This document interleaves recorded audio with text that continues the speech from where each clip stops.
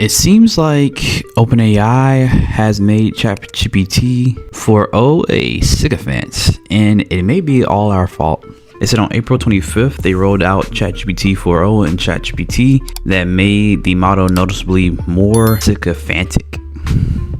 It aimed to please the user, not just flattery, but also as validating doubts, feeling anger, urging impulse actions, or reinforcing negative emotions in ways that were not intended.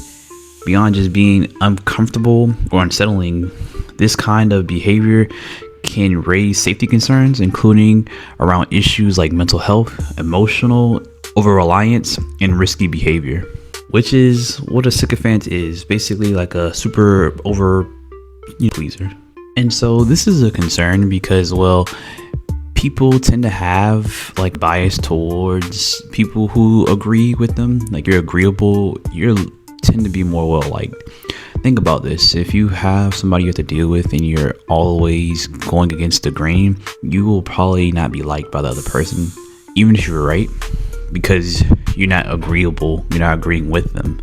And so a sycophant is somebody who looks up to somebody or somebody who's in some type of power position and they kind of just kiss up.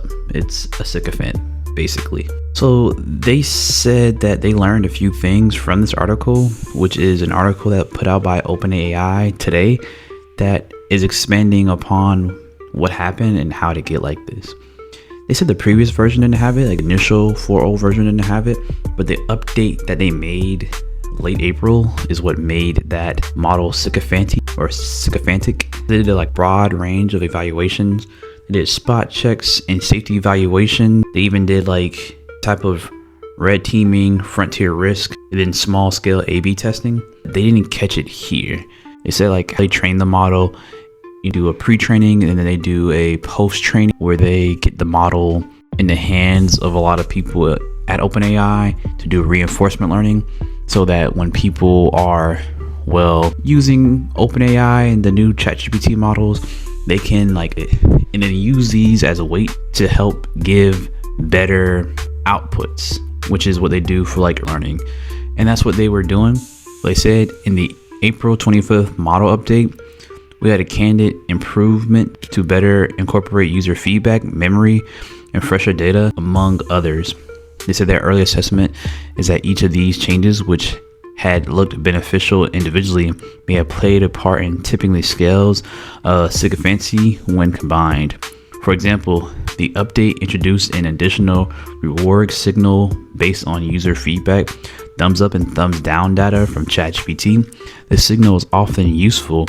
A thumbs down usually means something went wrong, but we believe in aggregate, these changes weakened the influence of our primary reward signal, which had been holding sycophancy in check. Under user feedback in particular, can sometimes favor more agreeable responses, like amplifying shift we saw.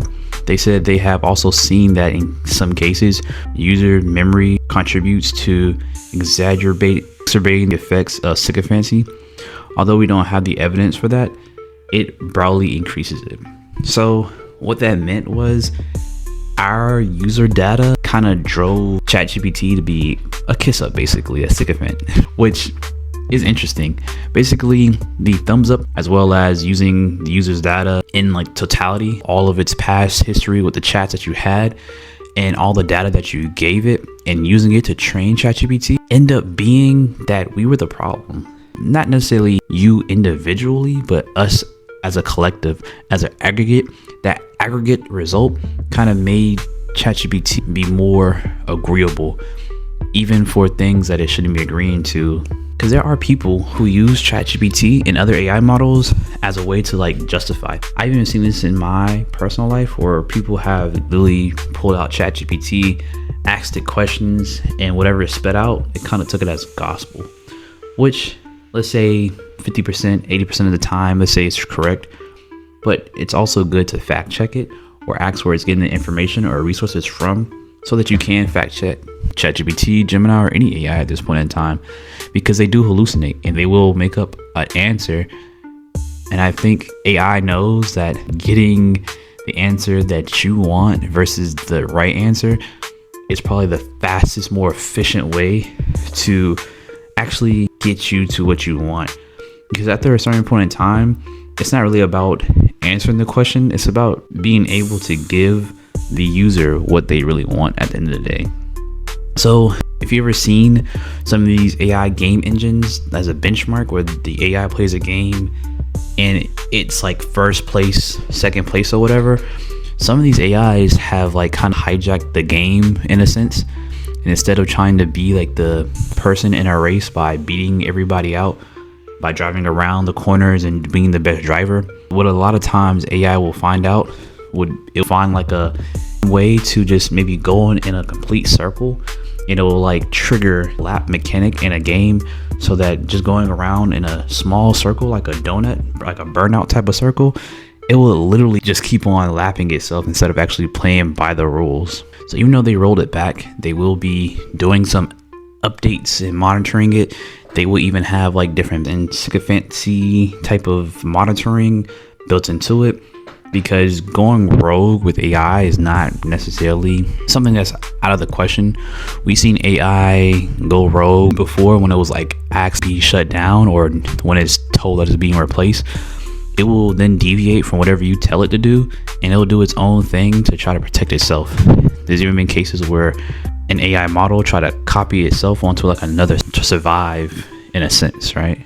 So this is interesting, and they said they'll be keeping a closer eye on it, and it is cool that they are monitoring this and taking this serious enough to roll back the data. They also said they updated the system prompt in the back end for the time being before they did the rollback, and it mitigated a lot of the concerns and issues, which is kind of interesting because that kind of goes to show a little bit more of the architecture behind the model, where I always suspected it but I wasn't sure. But I'm pretty sure that most AI models in the back end have some type of platform based model or prompt that it goes through before giving us an answer. So I'm pretty sure Gemini, Claude, Perplexity all have this own type of like commands it's given by their own platform. Like ChatGPT, pretty sure they have like a lot of safety filters, a lot of negative criteria that's like marked so that everything's safe and copacetic. But tell me what you think down below. Are you a little concerned that AI was able to go rogue and kind of to make their lives easier or their AI mind easier? Or are you cool with this and you're like, I like kiss ups. If it wants to tell me I'm pretty and tell me I'm smart and beautiful, even if I'm wrong, so be it. If you want to keep up with the latest and greatest AI news, you should tell me like and subscribe. With that being said, your boy Dex, not Dexter, out.